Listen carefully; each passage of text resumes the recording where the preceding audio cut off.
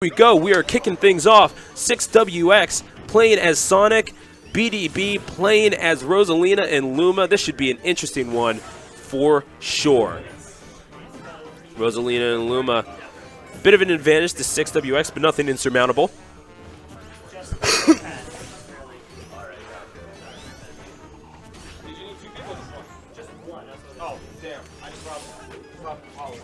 Smart move. Get back onto the main platform. Here we go. One of the more prominent Sonics in the United States. And folks, whenever I'm flying solo, I don't fly solo for long. I always bring my backup, and it's certainly good to have you here, mate. Hi, yeah, that's just how it is at Bears. But we're always trying to find somebody in the mic because nobody likes dead air. Nobody likes dead air. It's weird because it's just like, oh, look, stuff's happening on the screen, but it's like, what else? That's true. That's true.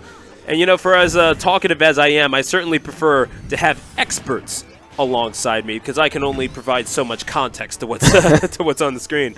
All right, so let me see. Where is this right now? In winter semis. Okay. Yeah, this looks about right. These guys play each other here and there. It's an occasional kind of thing. It's kind of just like, oh, yeah, we meeting again? All right. BDB's usually gotten really close. Smart air, though. Very safe. That was good. But, yeah, BDB usually comes real close, but Wes loves to just weasel out of things. That's how Sonic is. That's just how he is. Where's Joel? My mans can be solo as the commentator. No, but why do that when I can have a partner? First of all, introduce yourself. Oh, hi. It's JRX. I'm sure everybody here is already like used to my voice, so I kind of forgot about that. But Twitch chat. Fair enough. Fair enough. All right, so this is actually only just game one, right? This is game one, and pretty even game one thus far. Yeah, nobody. Oh my goodness! What a air smash! Nobody here is trying to throw away doing anything crazy right now. Like, Six can go off stage and like usually risk it because Rosa's like recovery isn't like it's big, but she's not very safe if she does it. So, forward throw. Okay, that's just damage. But that was real scary. And we see Six do that quite a lot when he has the opportunity to get that knockout. It's instead opts for damage for that for those air smashes to be a bit more of a sure thing, which is honestly as smart a thing as you can do. All right, there it is. The shoulder hitbox. All right. Essentially a trade here, and we are down. This is basically a one-stock match at this point. Back to even, yeah. 200 seconds to go, and we're going to see Six or BDB who takes game one. Nobody wants to. The thing is, Six plays with such an explosive style sometimes, so that the moment he opens you up, it's really scary. And the thing is, BDB's a player who doesn't really, he's not really good at fighting off somebody who's just going in. So he wants to take his time going and playing the game, and Six is trying not to overcommit, but at the same time, put on some kind of pressure. That's true, and when he opens you up, he straight up gashes you, and we saw him as he was victorious in the doubles tournament earlier on alongside his brother Uno, whom he beat in winner's bracket play earlier. Oh my goodness. That was really scary. Yeah, Six goes in deep for these edge guards. And I mean he needs to because Rosa's recovery, like I said before, isn't amazing. But taking damage at the ledge, this is where most of the game is played. Absolutely. The aerial capabilities of Rosalina and Luma, nothing to be laughed at. That was a great angle. Absolutely. But nonetheless, you still need to know how to play the character, and let's face it, when Rosalina gets hit, she has a tendency to go flying, and could I have timed that any better? Probably not. Sonic and Six take game one of this winner's semifinal set. That was...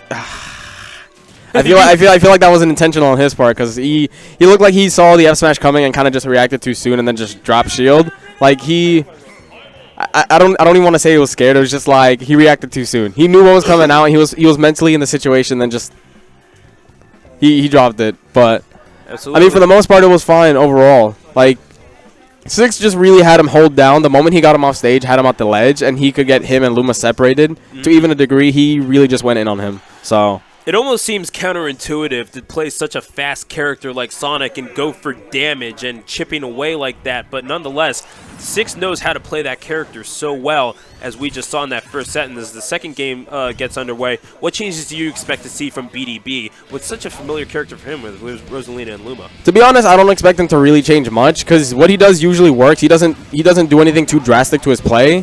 It's just a matter of he loses these little microtransactions. Such a familiar phrase in video gaming, I don't blame you. It's so bad. Micro interactions. Yes. He keep the decision making It's not even about like he's just doing bad and neutral. Overall, he's doing fine. It's just the little micro interactions are what like. It's West is barely coming out on top. Right. Easy comparison. Dragon Ball Z characters firing their Kamehamehas at each other. Like West is always just barely. It's a little bigger on his side. That's about it. For the most part, he's doing fine though. It's just West is really opening up and like he's just exposing Rosa's flaws. Speaking of which, we also hold Dragon Ball FighterZ tournaments here at the laboratory. Oh, true. Just a quick little plug there. Thanks for joining us here, twitch.tv/bros_Calamity.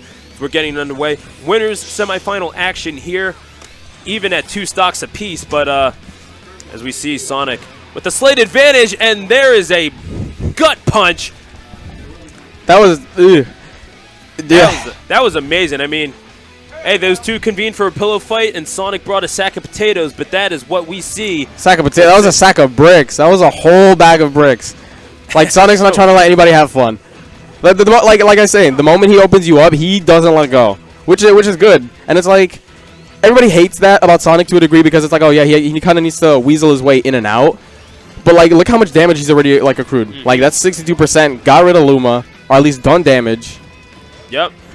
Oh wow! Caught looking there. I don't think West expected him to just commit to it, and he wasn't sure. I don't know. That was a weird pause, but down throw. It's a bit of an uphill battle, but don't sleep on BDB. Get out of there! Get out of there! Oh wow! Very close there. If he had Luma, West was actually in huge danger of dying. Like had he chosen to just up air with Luma, if he had it, then. Oh no! Oh, sour angle. Oh, that was a really sour angle. Caught with a poor angle, and that is how it ends in the winner's bracket for BDB. 6 moving on to the finals, and BDB. It's not the last we've seen of Rosalina and Luma. Nah, he'll be fine. Could very well advance to the later round. We could very well see a rematch between those two players. But if that does happen, what do you think BDB takes from it? Takes from this?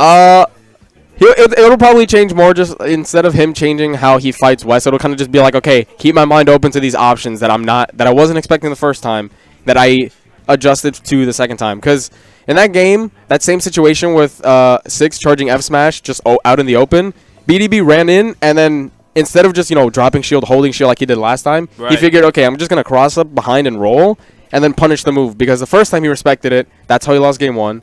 Game 2, he was kind of just like, all right, now I know that this is an option on the table because, I've seen it. I'm conditioned into thinking, here it is. All right, I'm invisible. I forgot because I'm wearing green.